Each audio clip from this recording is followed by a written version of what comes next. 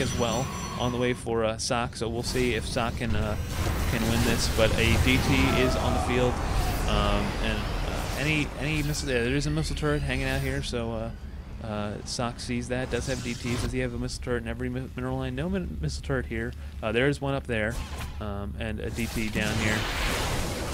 An EMP used on that DT to get rid of him, and he does not kill the reactor as you hoped.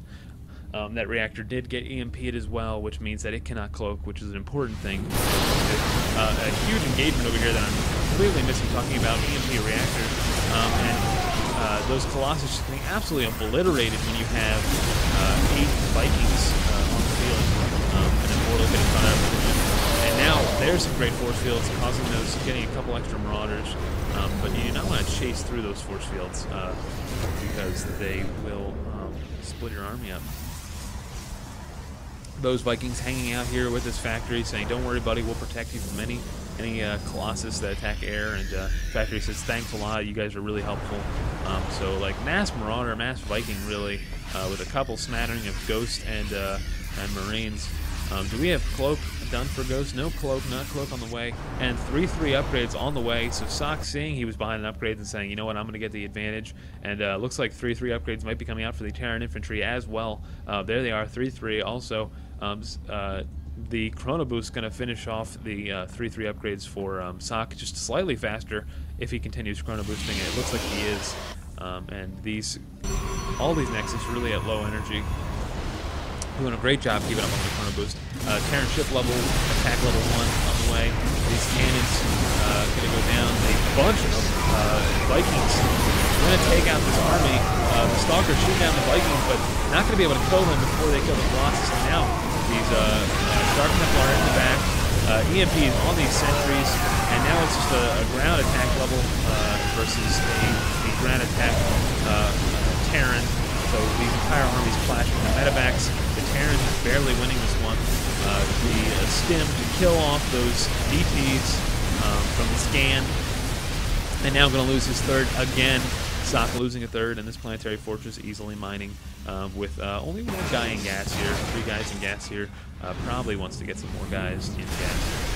So now FXO really pushing aTnSocke back. The 4th WoW, killing rocks with your probes, not something you see every day. And some transferring probes here. The Vikings lifting off to kill this Colossus. Once that's done, they're going to land again and finish off these forces. Marauders with medevac support, fighting DTs and Stalkers with some Vikings. So this is not looking good for aTnSocke. FXO just kind of streaming in here, pulling some units in here. 3 guys here going to fight here. 2 more DT and a Zealot coming in. Going to fight this off, but losing robotics today, losing a gateway. Probes coming off the line to fight, but when you got a medevac killing a Marauder, probes are never going to get any kills. And looks like 2 Vikings hanging out here to kill these. All these probes going to go down, and really just not looking good for aTnSocke. FXO using all his scans. How much energy does this man have? No more scans allowed. So he can build a couple more DTs. There's 1 DT. The 4th did go down, and the DT is giving chase. No scans left. That DT is going to hold it off, but at what cost? Really, you lost a ton of producing structures. You lost a good amount of Chrono Boost with that Nexus, and DT's now hanging out here. FXO retreating until he has some more scans to show up. And while aTnSocke has no production right now, probably wondering, well, what do I do now that I've lost so much at my front?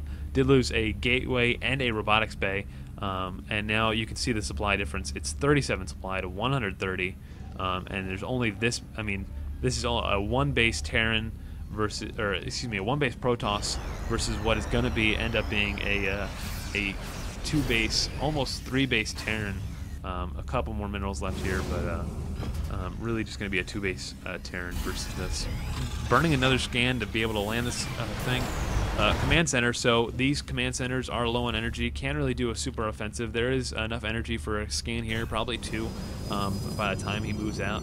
And really, I don't know what aTnSocke is going to do. He's going to have to be some kind of amazing fight in order to get this, and a scan about to go down on these DTs.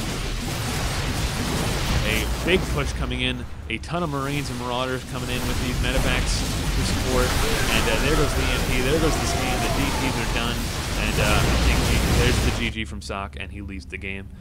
Again, this is a best of 3, so we will have a couple more games, and yeah, after that push, those Stalkers focusing the Vikings to try to save the Colossus, but once the Colossus are dead, the Vikings had wasted all their, the Stalkers had shot so many Vikings and not killed enough ground units that it really came down to the Vikings still being alive and the Colossus being dead.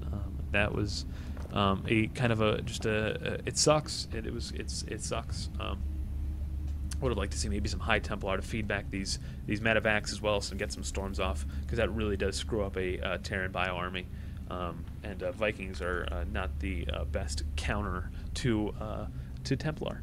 All right, guys, thanks for watching, and stay classy.